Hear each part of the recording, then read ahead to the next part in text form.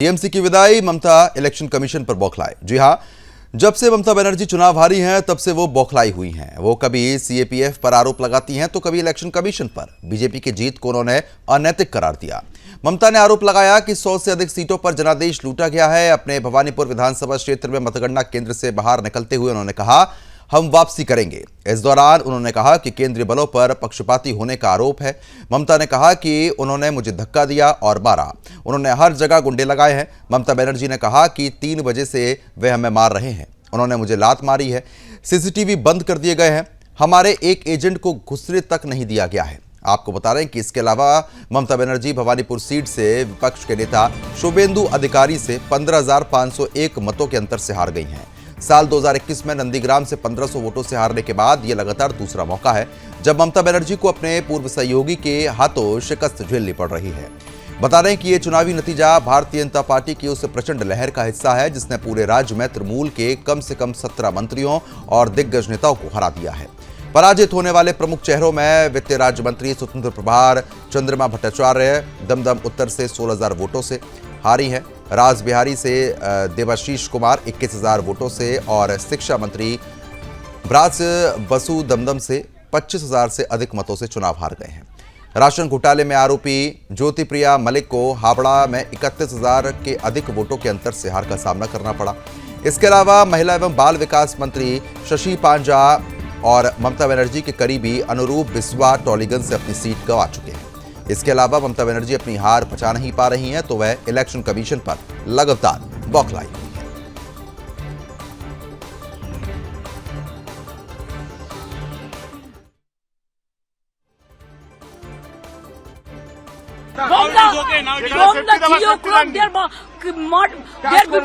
मेरे को पिटाया, मेरे को लात मारा, सीसीटीवी ऑफ कर दिया, हमारा एक एजेंट को घुसने नहीं दिया। हमको भी हम 5 मिनट के लिए घुसा था। मैंने रिक्वेस्ट किया था कि हमारा एजेंट को घुसने दीजिए। DO assured me they will be allowed. After that he is not available. Nobody is available. But I complained everywhere. ये बहुत जरूरी था। ममता बनर्जी का हराना बहुत जरूरी था। ममता बनर्जी का राजनीतिक संन्यास अभी हो गया है। 21 में नंदीग्राम में हारी, इस बार हार गया। इस बार भी हारा 15,000 से ज्यादा वोट से। उनको खुल के मुसलमान वोट दिया।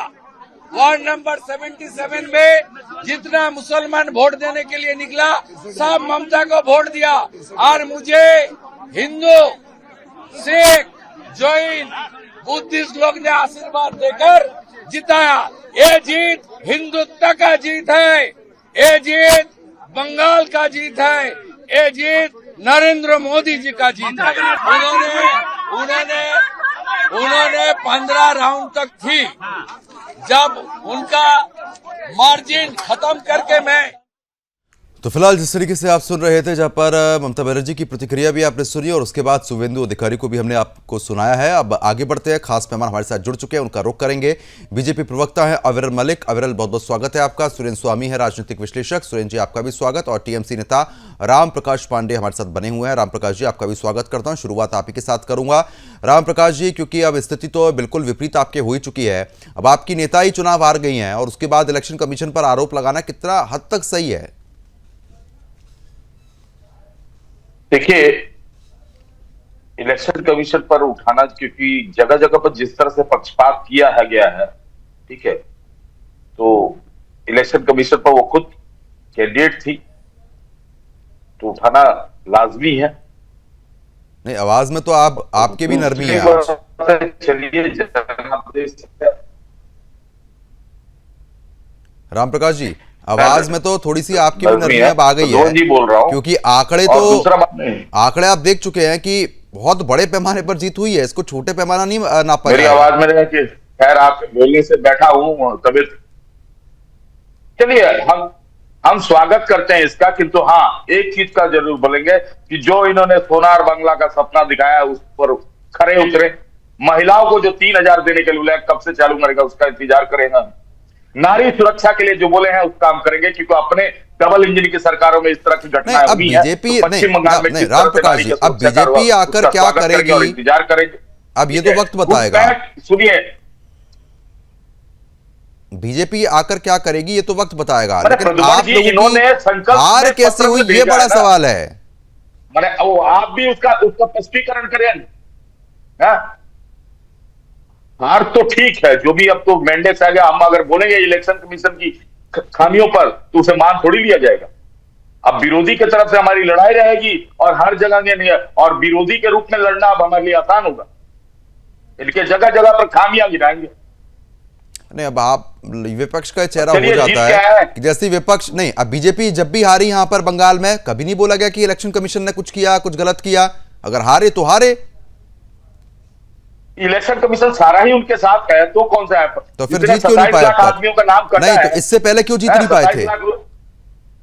27 लाख लोगों का आदमियों का नाम कटा है, उसके ऊपर अभी तक तो कोई विचार नहीं है। अब देखते हैं एसआईआर हुआ है, उनको जब कैसे तो आप लोग से लिए विरोध कर रहे जाते थे एसआईआर का। ठीक है, मैं आऊंगा आपके पास।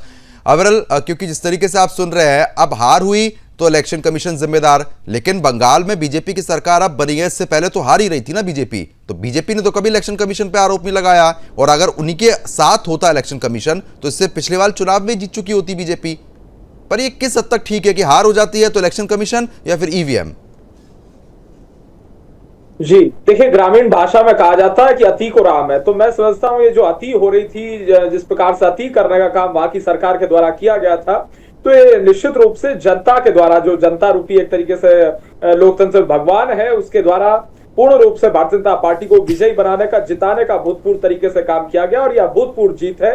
और मैं लगातार कह रहा था सुदर्शन न्यूज टेलीविजन चैनल पे भी कि 200 प्लस सीटें आएंगी और ममता दीदी विधायक नहीं बन पाएंगी। वही दोनों चीजें हुई, और उसके साथ साथ जहां तक विषय तरीके से तृणमूल कांग्रेस के नेता यहाँ मौजूद हैं, मैं समझता हूं इस चीज को एक्सेप्ट करना चाहिए। अगर ये इस चीज को पहले एक्सेप्ट कर लेते, जब ममता दीदी विधायक पहले भी नहीं बन पाई थी, शुभेंदु अधिकारी जीते थे, और अपनी गलतियों में सुधार कर लेते, तो शायद कुछ एक तरीके से जनता इनके ऊपर रहम करती। लेकिन इस बार जनता ने पूर्ण रूप से संकल्प लिया था कि किसी भी प्रकार से उखाड़ फेंकना है तृणमूल कांग्रेस को, ममता दीदी की सरकार को। बंगाल प्रदेश के भीतर से जिस तरीके से लॉ एंड ऑर्डर समाप्त था, लॉ एंड ऑर्डर नाम की कोई चीज नहीं थी। अगर कोई तृणमूल कांग्रेस का व्यक्ति है तो पुलिस प्रशासन उस पर कोई कार्रवाई नहीं करती थी।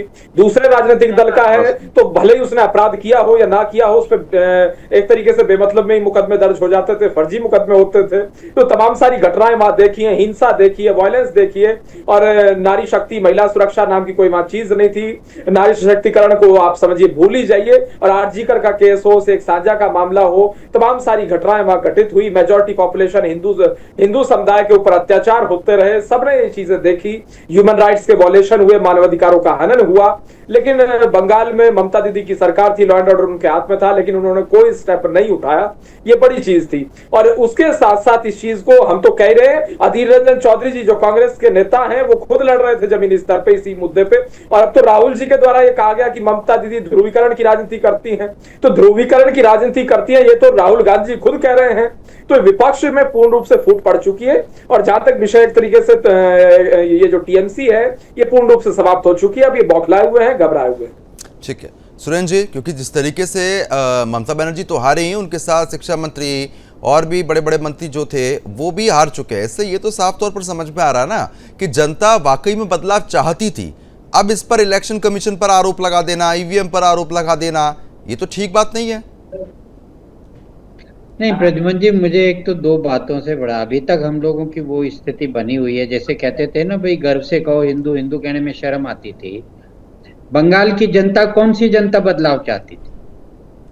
आप बताइए मुझे, किस जनता की बात कर रहे हैं आप और बीजेपी के प्रवक्ता? कौन बदलाव चाहता था बंगाल में? वहां के हिंदू बदलाव चाहते थे। 30% मुसलमान है, 30% मुसलमान है, क्या मुसलमान बदलाव चाहते थे?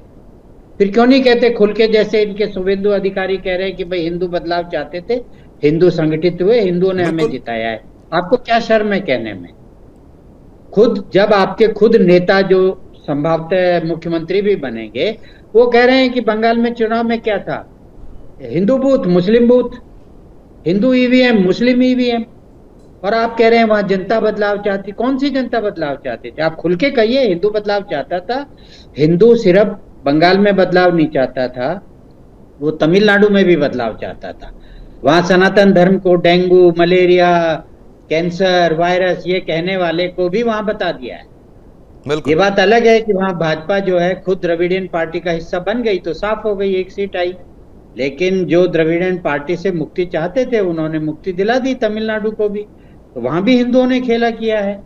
तो प्रश्न ये है कि ये इस तरह की इस देश में जो अपीजमेंट की पॉलिटिक्स आ रही है, जिसमें आपको खुलकर बोलने में शर्म आ रही है, उसको खुल के बोलिए कि पश्चिम बंगाल में हिंदू त्रस्त था, उसको जीना दुभूर कर रखा था टीएमसी की माफियागिरी ने, गुंडागर्दी ने, और वो अब की बार अपने पैरों पे खड़ा हो गया और खड़ा होके बराबर से लड़ा है, बराबर से दौड़ाया है। अब तो ममता खुद कह रही है मुझे ही पीट दिया।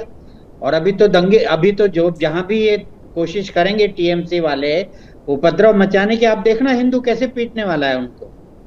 अब उनका हौसला बढ़ गया है, अब वो बात नहीं रही है। तो असली बात यही है कि बांग्लादेश में कत्लेआम हुआ, कोई नहीं बोला मुसलमान 30% बंगाल में कि गलत हुआ, लेकिन गाजा में हुआ तो गलत हुआ, ईरान में हुआ तो गलत हुआ। उनके लिए तो चंदा भी इकट्ठा करेंगे, सोने चांदी के बर्तन भी इकट्ठे करके देंगे, और यहाँ हिंदू पिटता रहेगा।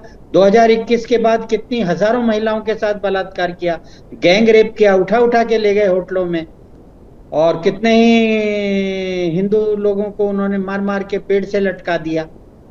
तब कहाँ थी बीजेपी? तो वो हिंदू जो है, जो मुद्दे आप लोग डिस्कस कर रहे हैं कि वहां भ्रष्टाचार था, वो पहले नहीं था क्या? क्या 2021 के चुनाव के समय भ्रष्टाचार नहीं था बंगाल में? नोटों की गड्डियां तो पहले ही मिल चुकी थी।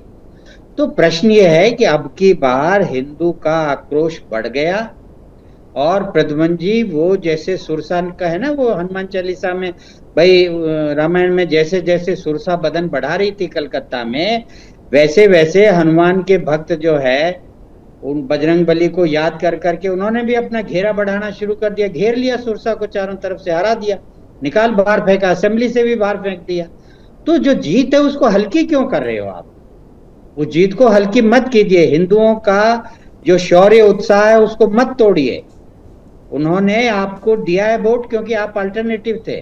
आप तमिलनाडु में अल्टरनेटिव नहीं थे, जो अल्टरनेटिव था उसको वोट दिया है, लेकिन वहां भी डेंगू वालों को भगा दिया है बिल्कुल। पूरी तरह। लेकिन सुरेंद्र जी, अब हाँ बिल्कुल आप ठीक बात कह रहे हैं, लेकिन ममता बनर्जी के ये आरोप की लात मारी गई, हम लोगों को बंधक बना लिया गया, मारा पीटा गया, अब ये सब बातें तो अच्छी नहीं लगती ना। प्रद्युम्न जी अगर लात भी मारी है तो क्या बुरा है? उन्होंने लात नहीं मारी क्या? उन्होंने वहां की महिलाओं का क्या हश्र कराया अपने गुंडों से? सुप्रीम कोर्ट में अभी तक पिटीशन पेंडिंग है उस समय के रेप की। क्या बंगाल की सरकार ने लड़ रही है उनकी तरफ से? नहीं लड़ रही। राम प्रकाश जी बताइए। उनके खिलाफ लड़ रही है। चलिए ठीक है, उस बोल रहे थे तो मुझे भी अच्छा लगा, तो जगह को बोले तो वही प्रोसेस होगा। अब ये मारेंगे, अब ये काटेंगे, और देखा जा रहा है कि अच्छा आपने पहले भविष्यवाणी कर दी, और जगह जगह पर तो इनकी गुंडगिरी चालू हो चुकी है। तो बात तो वही होगी कि बंगाल को गुंडों से इतना, मतलब अभी सरकार का गठन भी नहीं हो रहा है, उससे पहले आप भविष्यवाणी कर दे रहे हैं। क्या भविष्यवाणी की सुनाई नहीं दिया मुझे। अच्छा सुरेंद्र जी जैसे आपने अभी कहा, सुरेंद्र जी आपने कहा कि टीएमसी वालों ने महिलाओं का हश्र क्या किया वो सभी ने देखा है, तो अब राम प्रकाश जी कह रहे हैं बीजेपी भी यही करेगी। नहीं, बीजेपी ये करेगी तो बीजेपी को उठा के बाहर फेंक देंगे। अगर बीजेपी ने भी यही किया, देखिए पांडे जी, मैं तो इस चुनाव में, ये मेरे साथ मलिक साहब भी बैठ रहे हैं और लोग मुझे बीजेपी का प्रवक्ता भी कहते रहे, प्रद्युम्न जी आपको मालूम ही है जी। फिर भी मैंने खुलेआम कहा था बंगाल का चुनाव भाजपा का चुनाव नहीं था। मैं आज भी कहता हूं ये चुनाव हिंदुओं का चुनाव था। वो तंग आ गए थे उन पर जिस तरह के अत्याचार हो रहे थे, और चूंकि भाजपा ही एकमात्र पार्टी थी जिसे वो समर्थन देके सरकार में ला सकते थे, वो उसको ले आए। तो इसलिए जो भाजपा की जीत है वो वहां के हिंदुओं की जीत है, और मुझे खुशी है इस बात की कि इनके शुभेंदु अधिकारी कम से कम बाएं दाएं नहीं बोल रहे हैं, वो खुलेआम कह रहे हैं। बिल्कुल पॉइंट टू पॉइंट बात की जा रही है, चर्चा को आगे बढ़ा लेते हैं। अविरल, क्योंकि जिस तरीके से सुरेंद्र जी साफ तौर पर कह रहे हैं कि ठीक है अब बीजेपी को मैंडेट यहाँ पर मिला है और साफ तौर पर बहुत बड़े पैमाने पर जीत तो आप लोगों की हुई है, लेकिन इस तरीके के आरोप प्रत्यारोप करना और उसके बाद टीएमसी का फिर वही रवैया कि आप लोग भी वही चीज करेंगे, अभी तो सरकार भी नहीं बनी, मुख्यमंत्री का ऐलान भी नहीं हुआ, उससे पहले भविष्यवाणी यहाँ पर कर रहे हैं पांडे जी। जी देखिए, जहां तक विषय एक तरीके से सुरेंद्र जी कह रहे थे इस बात को हिंदुओं के विषय में, तो मैंने उसी चीज को कहा, मैं तो इस चीज को कह रहा हूं स्पष्ट रूप से कि हिंदुओं के ऊपर जिस प्रकार से अत्याचार हो रहे थे, ह्यूमन राइट्स का वॉयलेशन हो रहा था, सनातनियों के ऊपर अत्याचार हो रहे थे, जुल्म ढाए जा रहे थे, जातियां की जा रही थी, तो उसका एक जवाब है निश्चित रूप से। और जहां तक विषय एक तरीके से अगर मेजोरिटी पॉपुलेशन को अपमानित करने का कार्य किया जाएगा, दबाने का कार्य किया जाएगा, कुचलने का प्रयास किया जाएगा, उनके मानवाधिकारों को छीना जाएगा, उन्हें जीवन जीने का अधिकार भी नहीं दिया जाएगा, जो संवैधानिक अधिकार उनके हैं वो भी नहीं दिए जाएंगे, पूजा करने का अधिकार और एक प्रकार से अपने मंदिर जाने का अधिकार, तिलक लगाने का अधिकार, कलावा बांधने का अधिकार, या फिर एक तरीके से कहा जाए मैं समझता मंदिर निर्माण करने का अधिकार, धार्मिक स्थल निर्माण करने का अधिकार, अगर वो भी छीनने का प्रयास किया जाएगा तो निश्चित रूप से जो हिंदू समुदाय है वो चुप नहीं बैठेगा। जो मेजोरिटी पॉपुलेशन है, जो वहां के लोग हैं, वो किसी रूप में चुप नहीं बैठेंगे, वो उसका जवाब देंगे। उनके पास हथियार है और हथियार केवल एक ही है, वो है वोट की चोट। और उसका असर जो है वो इस बार साफ तौर पर देखने को भी मिला। ठीक है, मैं आपके पास भी आऊंगा और इस पूरे मामले को लेकर धर्म योद्धा डॉक्टर सुरेश चौहाड़की जी की तरफ से क्या कुछ कहा गया है वो भी हम आपको सुनवाते हैं। बंगाल में चुनाव के ऐतिहासिक परिणाम आए हैं, जानते हैं धर्म योद्धा डॉक्टर सुरेश चौहाड़की जी की प्रतिक्रिया। यह ऐतिहासिक है और सबसे पहले मैं उन सभी बलिदानियों को नमन करता हूं जिन्होंने बंगाल का आज का जो परिणाम है ये केवल एक चुनाव के प्रचार का परिणाम नहीं है और एक केवल राजनीतिक सत्ता का परिवर्तन नहीं है, ये वहां पर जिहादियों की, वामपंथियों की और एंटी भारत शक्तियों का पराजय है और इसके खिलाफ लड़ने वाले लाखों लोग हैं। हजारों नाम मैं जानता हूं, सैकड़ों लोगों को मैं मिला हूं। 20 वर्षों में हमने वहां पर पहले वामपंथ के विरुद्ध, उसके बाद मुझे याद है ममता बनर्जी पिछले बार जब चुनाव जीती थी 15 वर्ष पहले, तो मैंने बिंदास बोल किया था ममता के फेवर में और वामपंथियों के जाने के खिलाफ। लेकिन दुर्भाग्य से 2-3 वर्षों में ही ममता ने रंग दिखाना शुरू कर दिया और सारा वामपंथ ममता के चंगुल में और उनके इसमें आ गया और वो उनके चंगुल में चली गई। उसके बाद हम ममता के विरोधी हो गए और आज बंगाल का चुनाव मोदी सरकार ने या भाजपा ने केंद्र में सत्ता में आने से बड़ा है, क्योंकि केंद्र में तो बीजेपी पहले आ चुकी थी लेकिन बंगाल में कभी नहीं आई थी और इसलिए ये ऐतिहासिक है। और आपके ऊपर तो बंगाल में ही सबसे ज्यादा FIR भी हैं। बिल्कुल, इसलिए है क्योंकि हम जो बोलते थे इसको रोकने की सबसे ज्यादा शक्तियां अगर कहीं थी तो वो बंगाल में थी, फिर उसके बाद केरला है और फिर अन्य अन्य जगह पर है। बंगाल में इतने ज्यादा FIR थे कि सरकार भी सूचना के अधिकार में ये बता नहीं पा रही थी कि कितने हैं। हमारे पास नित नए नोटिस आते थे। खैर, मतलब मेरे ऊपर क्या, बाकी लोगों पर भी है और बंगाल ने तो वहां पर जो बीजेपी के प्रभारी जाकर बैठे थे उनके ऊपर में भी जिसका उल्लेख नहीं कर सकती इस प्रकार के FIR किए हुए। मेरे ऊपर तो खैर केवल भाषण और इसी प्रकार के हैं। और ममता बनर्जी तो आपको बंगाल आने भी नहीं देती थी, तो क्या भाजपा की सरकार के बाद आप जाएंगे?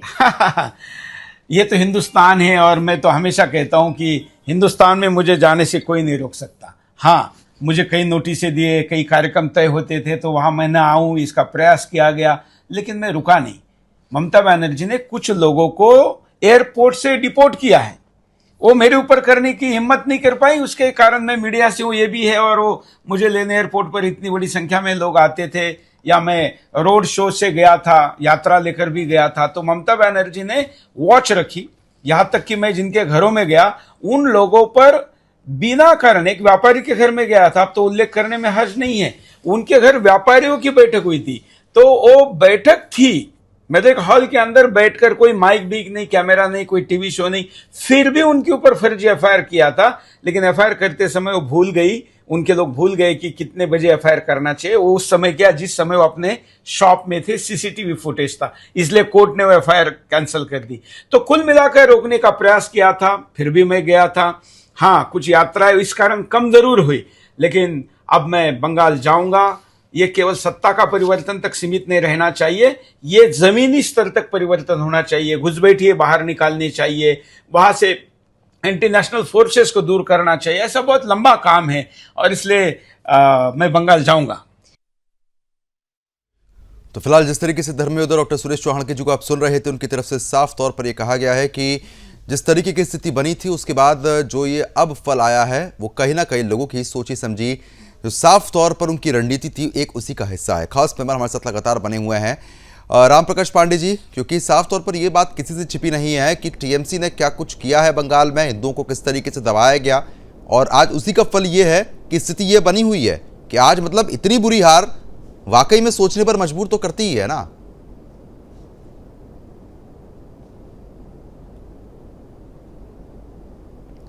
राम प्रकाश जी, एक बार अपने माइक को आप अनम्यूट कीजिए।